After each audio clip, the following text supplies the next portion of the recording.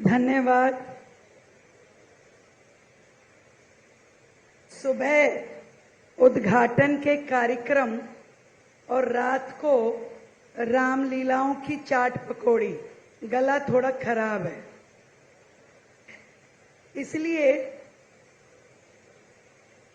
कम शब्दों में ये बताना चाहती हूं कि आज का जो उद्घाटन का कार्यक्रम है, माननीय मोदी जी के जन्म दिवस पर आयोजित सेवा पखवाड़े के अंतर्गत जितने सौगात, जितनी योजनाएं हमने दिल्ली की जनता को 15 दिन के इस सेवा पखवाड़े के अंतर्गत दी, उसकी अगली कड़ी आज का कार्यक्रम, जिसमें 300 ईवी बसेस, जिसका नाम हमने देवी बस दिया था, उसको जनता को समर्पित करने का काम और साथ ही बसेस का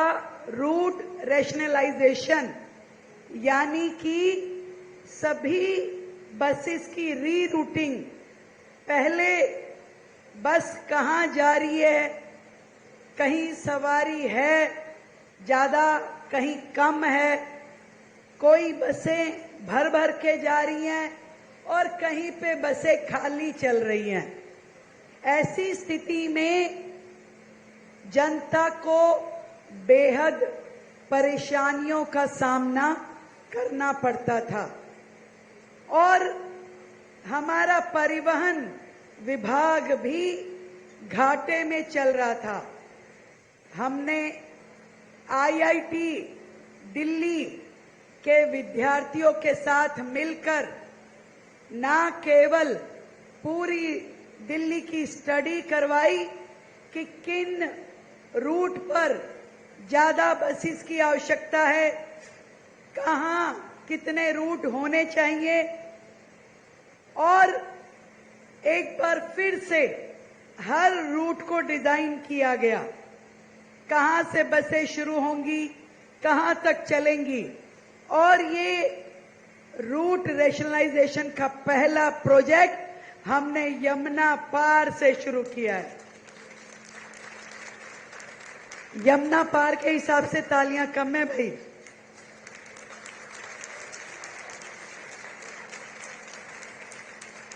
और 300 बसें भी इसीलिए आज विशेष रूप से यमुना पार को दी गई हैं, ताकि आपके जितने भी पॉइंट हैं वो सारे कवर हों और ये सबका आधा से ज्यादा फायदा हमारे केंद्रीय मंत्री, भारत सरकार और इस एरिया के लोकप्रिय सांसद भाई हर्ष मल्होत्रा जी को मिलेगा। एक बार जोरदार तालियों से हर्ष जी को बधाई देती हूं। भाई रविंदर नेगी जी जो यहाँ के विधायक हैं, उन्हें बधाई देती हूं, धन्यवाद देती हूं।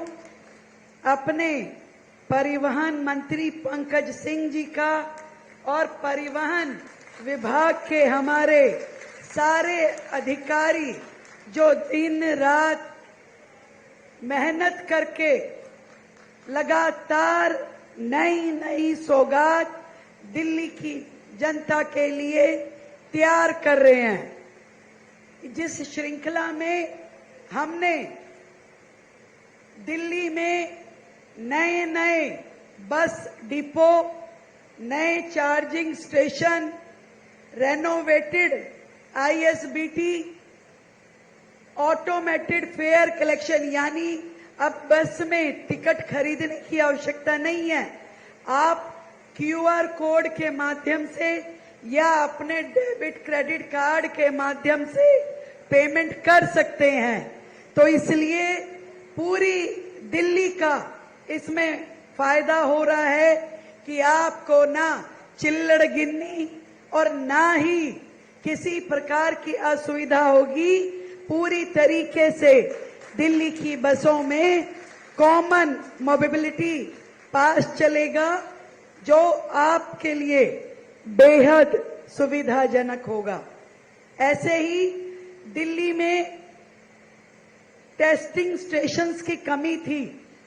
आज हर्ष जी, दिल्ली में लगभग 1.5 करोड़ कमर्शियल व्हीकल हैं, पर उनका पॉल्यूशन चेकिंग के लिए दिल्ली की सुविधाएं बहुत ही कम थी और इसी कारण से हमारे सारे कमर्शियल व्हीकल को दिल्ली एनसीआर में जाके टेस्टिंग करवानी पड़ती थी। परंतु अब हमने एक नया ऑटोमेटेड टेस्टिंग स्टेशन यमुना पार में ही खोला था पिछले दिनों, जिसका काम शुरू हो गया। और भी दिल्ली में हम नए ऐसे टेस्टिंग स्टेशन खोलने जा रहे हैं। हम चाहते हैं कि दिल्ली की परिवहन व्यवस्था बहुत ही दुरुस्त हो और हर व्यक्ति जो दिल्ली सरकार की परिवहन व्यवस्था को उपयोग में लाना चाहता है, उसको कनेक्टिविटी मिलनी जरूरी है। दूर दराज गांव देहात और दिल्ली के सभी बॉर्डर्स पे भी हम अपनी इन बसेस को जोड़ेंगे और हमारा ये सोचना है कि आने वाले समय में अगले 1-1.5 साल में हमारी सार्वजनिक परिवहन की सारी बसेस ईवी पे लेकर के आए। जैसे आप जानते ही हो, ईवी पे आने से पॉल्यूशन में भी कमी आएगी और पूरा का पूरा शहर ग्रीन एनर्जी से भी मोबिलाइज होगा। इस सेवा पखवाड़े में लगातार दिल्ली सरकार दिल्ली की जनता को अनेकों योजनाएं देने का काम कर रही है और हम चाहते हैं कि पूरी दिल्ली जितनी भी आवश्यकताएं दिल्ली की है उन्हें हम समयबद्ध तरीके से पूरा करें। चाहे वो पानी की लाइन हो, सीवर लाइन हो, ट्रांसपोर्ट हो, हॉस्पिटल हो या स्कूल हो, हर चीज जो दिल्ली की जरूरत है उसे पूरा करना दिल्ली सरकार का फर्ज है और उसे हम पूरा करके रहेंगे।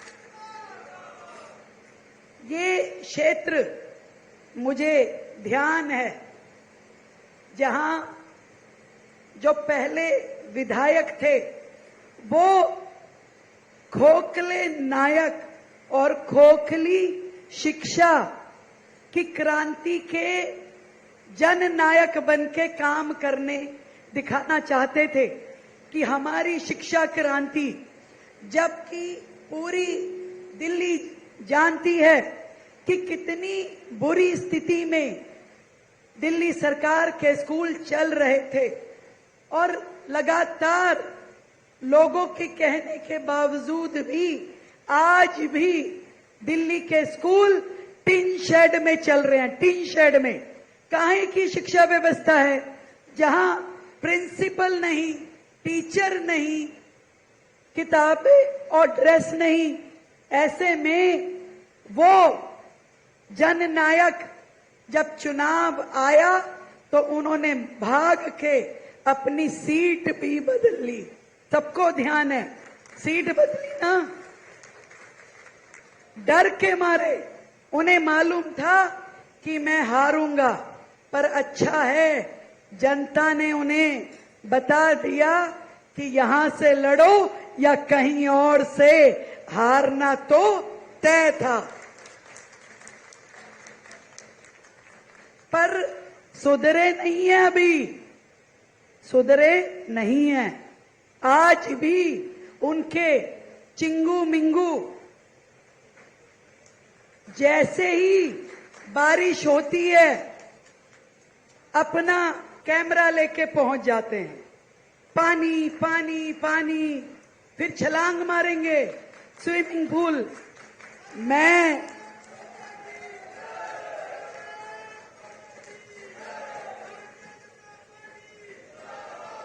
सुनिए, मैं बताना चाहती हूं, अभी हमारी सरकार को मात्र 6 महीने हुए हैं। अगली बारिश में वो भी यही हैं, हम भी यही हैं। यहां पानी ढूंढ के दिखाना।